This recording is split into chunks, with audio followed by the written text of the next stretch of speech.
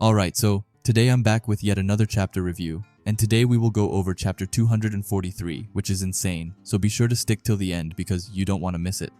Anyway, I'm gonna stop talking and let's get right into the chapter. However, before that, please double check if you are subscribed to the channel, as you don't want to miss my chapter reviews. And while you're already down there, you can always leave a like and a comment. And with that out of the way, let's finally get into it. We begin chapter 243 by still being in Ness's and KAISER'S flashbacks. Ness is lying on the field when suddenly KAISER asks him if he believes in the impossible. Ness is caught off guard by his question and is upright confused. KAISER tells him that just now the thought of giving up flashed in Ness's mind. He tells Ness that thinking like that is a curse and also calls him a stupid scrub. KAISER points to his chest and says that the moment people believe things are impossible, they are programmed to give up like some kind of useless survival mechanism. However, that's the thought process of the weak. While you protect your pathetic hide, you kill and seal off your potential.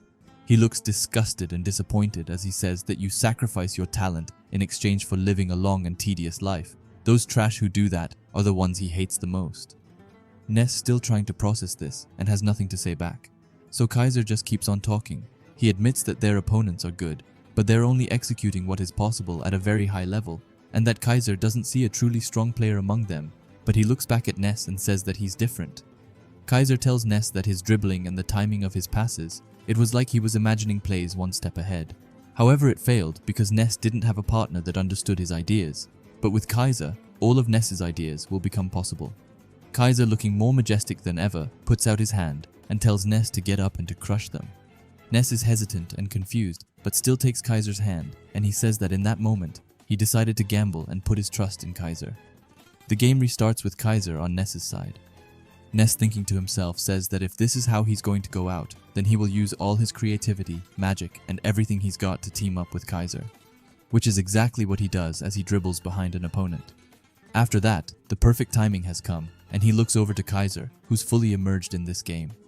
Ness passes the ball and says that thanks to KAISER, he's got more options to work with. However, he sees that with KAISER's position and the number of players around him, they will shut down his shot angle in no time, and says that KAISER has nowhere to shoot. But thinking like that doesn't work for KAISER, as he shoots an outstanding shot against the goal, while saying that they are full of holes, and to everyone's surprise, the ball actually goes into the net, making it 1-2, and it even leaves the scout and Ness mind-blown.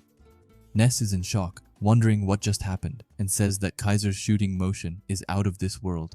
KAISER lands on the ground looking cooler than ever as he tells Ness or loser to give him the next one as well, and Ness with big eyes just has to take him up on that offer. Their unstoppable teamwork leads to another and even another goal, with KAISER scoring every goal and ending the match with a 3-2 win. After the match, the scout comes forward and congratulates both Alexis Ness and Michael KAISER on joining Bastard Munchen. It was in that tryout that KAISER and Ness showed them the impossible and also met for the very first time. After that, we get into the Bastard Munchen clubhouse where they are eating their lunch.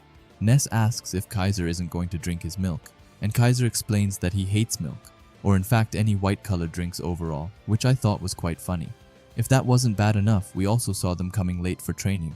KAISER tries to get out of the trouble and blame Ness. However, I think we can all see whose fault it really was. Like bro looks like he woke up 5 minutes ago. And if that wasn't wholesome enough, we also see them laughing and looking happy while showering. After that, Ness cuts KAISER's hair, and KAISER tells Ness something personally. He explains that originally he was a mentally weak person, which really caught Ness off guard. KAISER says that he constantly gave up when he faced things he believed to be impossible, which is why he reminded himself to never ever again fall into that weak mindset, which is the reason for the blue rose tattoo on his neck.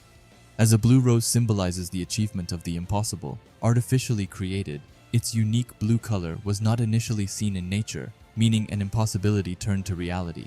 And when KAISER first saw the blue rose, he saw it as an example of turning the impossible into reality, a symbol of defiance and a sign of defying the natural order of things. And that was just what KAISER was searching for, as he wanted to become someone who couldn't be defined by the impossible. Ness is looking with bright eyes and says that the story is incredible.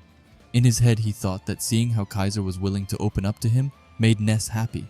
After that, KAISER announced that he would win the Champions League and the World Cup, then cast down the rest of the football world into despair. Ness laughs and says that it sounds just like him. He also asks KAISER what he thinks of his new haircut. KAISER says that it's good and that he just wanted to cut it short because it was starting to get in the way, He then asks how the dye is coming into the hair. Ness releases Kaiser's hair and says that it looks really good and that it's a beautiful shade of blue. While thinking that one day, Kaiser's dream also became his dream, as it's because Kaiser, Ness, still believes in magic. After that, we get back into real time, and Ness walks into Kaiser's room and is shocked to see him on the floor while having his hands around his neck. Ness, in a panic, runs the fastest he can over to Kaiser and asks what he is doing. As he gets close, he sees that it's Kaiser, who's deliberately choking himself, and screams at him to stop it. Kaiser takes his hands away from his neck and sees that he finally sees it, and that he finally found it. He has a maniac look on his face as he says that he found a way to destroy Isagi once and for all, and a way to turn the tables with his new weapon. And while Kaiser is looking furious and scary, Ness is looking at him with big and happy eyes. The text at the bottom says, "An ego that seeks to devour everything in his path." In his pursuit of destroying Isagi, Kaiser discovers a new weapon.